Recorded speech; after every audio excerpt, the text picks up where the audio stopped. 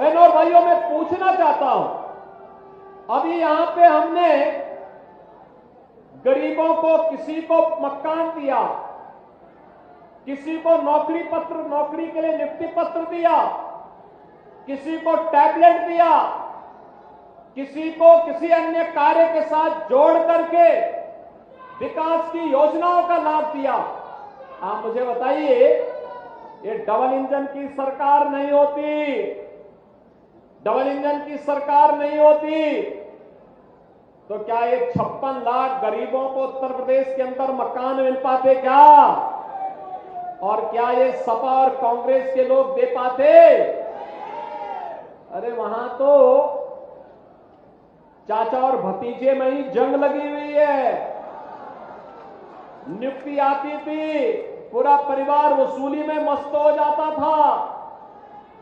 और भाइयों बहनों, आज हम इसीलिए कहने के लिए आए हैं, हर गरीब को उसकी आवश्यकता के अनुरूप आवास की सुविधा, जमीन का पट्टा, आयुष्मान भारत की योजना का लाभ और अन्न योजना में, गरीब कल्याण अन्न योजना में फ्री में राशन की सुविधा का लाभ ये प्राप्त हो रहा है कि नहीं हो रहा है?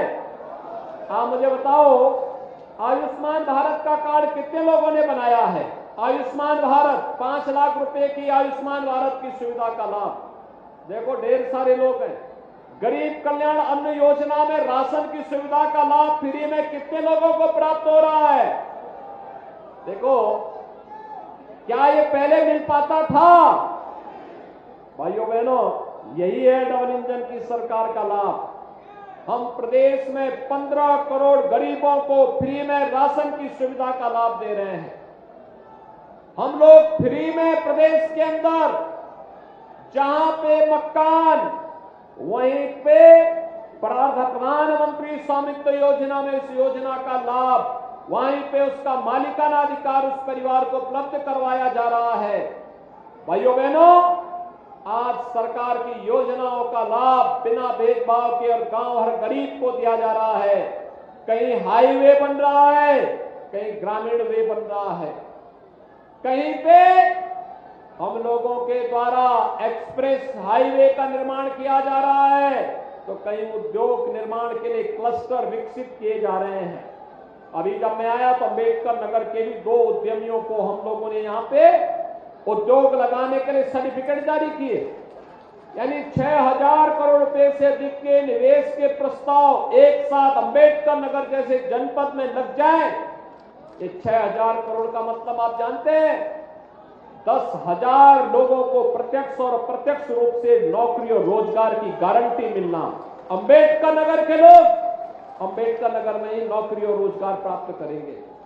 हर घर नल योजना के माध्यम से, हर घर नल की योजना के माध्यम से आज आपके जीवन में परिवर्तन करने का कार्य हो रहा है।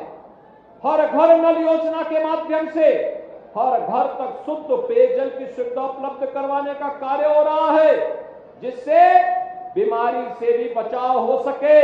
और अगर कहीं किन्हीं कारणों से बीमारी हो गई तो 5 लाख रुपए की आयुष्मान भारत की सुविधा आपके लिए प्रधानमंत्री मोदी जी ने दे दी है। 14 से पहले भी देश के अंदर सरकार थी, लेकिन गरीबों के बारे में नहीं सोचती थी। 17 के पहले भी प्रदेश में सरकार थी, लेकिन गरीबों के बारे में नहीं सोचती थी, अपने बारे में सोचती थी। मैं और मेरा परिवार, मैं और मेरा परिवार। और मोदी जी ने तो कहा कि 140 करोड़ का भारत ही मेरा परिवार है। एक ही संकल्प है, जनता जनार्दन ही हमारा परिवार है और जनता जनार्दन के लिए सब कुछ करेंगे। हम उसको सुरक्षा भी देंगे और समृद्धि भी देंगे। भाइयों, 2017 के पहले अंबेडकर नगर में तो मैं बार बार आता था। यहां तो माफिया गरीबों के साथ पर्व और त्योहार नहीं मनाने देते थे, कैसे जमीनों पे कब्जा करते थे। आज कोई माफिया किसी गरीब की जमीन पे कब्जा कर पाएगा क्या? किसी बेटी के साथ छेड़छाड़ कर पाएगा क्या? मालूम है ना उसको, अगर किसी बेटी के साथ छेड़छाड़ करेगा तो अगले चौराहे पर यमराज उसका उपचार कर देगा। हो रहा है ना उपचार? अच्छा मुझे बताओ, ये माफियाओं का जो उपचार हो रहा है सही है या गलत है? समर्थन करते हैं ना? तो डबल इंजन की सरकार नहीं होती तो ये माफियाओं का ये इलाज नहीं हुआ होता, क्योंकि माफिया तो पिछली सरकारों के द्वारा पाले हुए, उनके द्वारा पोसे गए जीव थे, जो उन नेताओं की आजीविका के माध्यम बनते थे। समाजवादी पार्टी के लोग तो आपके जनपद का नाम भी मिटा देना चाहते थे। यानी उन्होंने जितने भी बाबा साहब भीमराव अंबेडकर के नाम पर कन्नौज में मेडिकल कॉलेज का नाम हटा दिया, हमने फिर से जोड़ दिया। हमने कहा बाबा साहब भीमराव अंबेडकर भारत के संविधान के शिल्पी थे, उनके नाम पर कोई समझौता नहीं हो सकता। समाजवादी पार्टी दलित विरोधी है, उन्होंने भले ही नाम मिटाया होगा, हम फिर से बाबा साहब के नाम पर वहां के मेडिकल कॉलेज का नामकरण करेंगे। ये वही समाजवादी पार्टी है जिसने गेस्ट हाउस का कांड भी करवाया था और दलित महापुरुषों के नाम पर बने हुए स्मारकों को इसने वहां से हटाने के लिए उस समय आह्वान किया था।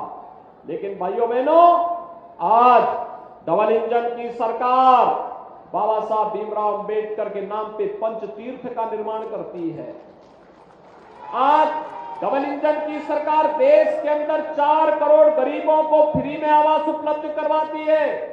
पहले गरीब का आवास दे दिया, भगवान के भक्त को पहले आवास दे दिया और भगवान का मंदिर का निर्माण तब उसके बाद करवाया गया, जिससे सभी भक्तगण बिना भेदभाव के भगवान का दर्शन करने के लिए आ सके।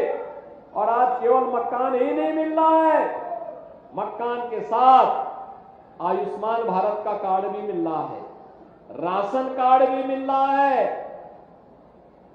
इसके साथ ही उज्ज्वला योजना का कार्ड भी मिल रहा है, बिजली कनेक्शन भी फ्री में उपलब्ध हो रहा है, निजी नलकूप धारकों किसानों को फ्री में बिजली उपलब्ध करवाने का कार्य भी हो रहा है। एक साथ इतने कार्यक्रम एक साथ। और अभी तो ये डबल इंजन की सरकार ने तय किया है, हम हर परिवार को फैमिली आई कार्ड जारी करने जा रहे हैं। फैमिली आई कार्ड का मतलब जिस परिवार को जो सुविधा अब तक प्राप्त नहीं हो पाई और पात्रता की श्रेणी में आता है, जैसे जब एससीसीसी का सर्वे हुआ था 11-12 में, तब न केंद्र में भारतीय जनता पार्टी की सरकार थी, न राज्य में भारतीय जनता पार्टी की सरकार थी। उस समय तमाम भेदभाव हुए थे। उन्हीं भेदभाव को दूर करने के लिए हमने पीएम आवास योजना के साथ साथ सीएम आवास योजना भी चलाई। युवाओं के लिए, उनके सशक्तिकरण के लिए हम लोगों ने उन्हें सक्षम बनाने के लिए टैबलेट और स्मार्टफोन वितरण का कार्यक्रम भी हम लोग कर रहे हैं। या जिन लोगों के पास सेक्स सूची के अनुसार उन्हें योजना का लाभ नहीं मिल पाया है, उसके लिए हम एक फैमिली आईडी जारी करने जा रहे हैं। हर व्यक्ति के पास वो फैमिली आईडी होगा, वह उसका पहचान भी होगा, और पहचान के साथ साथ अगर उस परिवार को राशन कार्ड की आवश्यकता है तो स्वतः उस कार्ड से उसको राशन कार्ड मिल जाएगा। मकान की आवश्यकता है तो मकान उसी से मिल जाएगा। आयुष्मान कार्ड की आवश्यकता पड़ेगी, उसी कार्ड से सुविधा प्राप्त हो जाएगी। अगर उसके पास कोई रोजगार नहीं उस परिवार में, एक व्यक्ति को रोजगार की गारंटी सरकार उस परिवार के व्यक्ति को जरूर उपलब्ध करवाने का कार्य करेगी। इस बड़े कार्यक्रम के साथ सरकार आज उसको जोड़ने के लिए आई है।